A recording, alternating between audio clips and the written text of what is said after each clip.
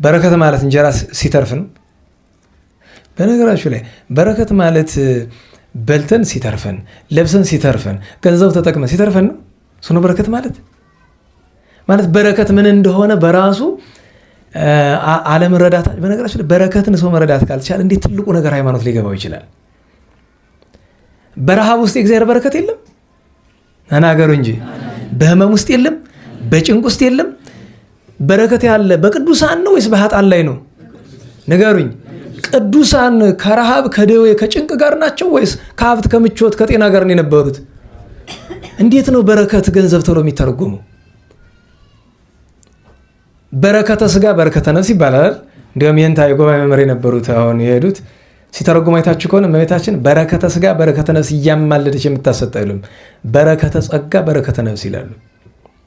ሰው በረከተ ስጋ ሲባል መብላት መጠጣት ብሎ ነው የሚመስለው። በእርግጥ እግዚአብሔር ለድሃ የምንሰጠውን ነገር ሊያበረክትልን ቸርነቱ ብዙ ነው።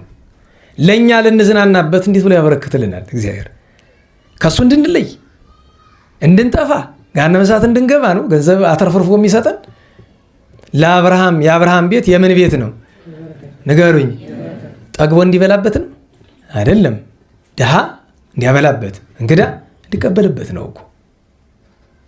የኢዮብ ቤት ሞልቶ የተረፈ ለዛ ነው እኮ። እና እስከናፍር ቤት ሞልቶ የተረፈ የብዙ ቅድስና ያላቸው ባለጠጎች ቤታቸው በረከት የተባለ እንዴት ባላችሁ ገንዘቡ አይደለም።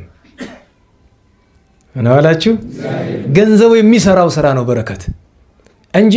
ያማ ከሆነ በዚህ ዘመን አንደኛው በረከት ያለው ሰው ማን ነው? ኤለን መስክ የሚባለው ያ ጋኔን ጭራቅ ሰውዬ ማለት ነው። አሜሪካን ያለው ሀብቱ ስንት ነው? 1.1 ትሪሊየን ዶላር ነው። በእኛ ብታሰሉት ያው ለሂሳብም አይመችም። ምክንያቱም በህጋዊ ምንዛሬ እንኳ ወደ 170 ምናምን ትሪሊየን ብር ነው። ያ ማለት የኢትዮጵያ ዜጎች ሰብስበን ብንቀደው እንኳ አንጨርሰው ሁላችን 130 ሚሊዮኑ ለመቅደድ እንኳ አንችልም። ስለዚህ በሀብት ዛት ከን እነ ዋረን ባፌት ይሄ ማን የሚባለው የወሊድ መቆጣጠሪያ የሚባል መርዝ እየሰጠ ሴቶችን ሁሉ የሚጨርሰው ሰውዬ ማን የሚባል? ቢል ጌትስ፣ በጌትስ ፋውንዴሽን ብዙ ትውልድ የሚያጠፋው ሰውዬ። እነሱ እነ ሚስተር አርኖ ታውቁት ከሆነ ፈረንሳዊ፣ እሱም ከ10 ቢሊዮነሮች አንዱ ነው። እና በረከት ማለት ገንዘብ አይደለም፣ ሆኖም አያውቅም።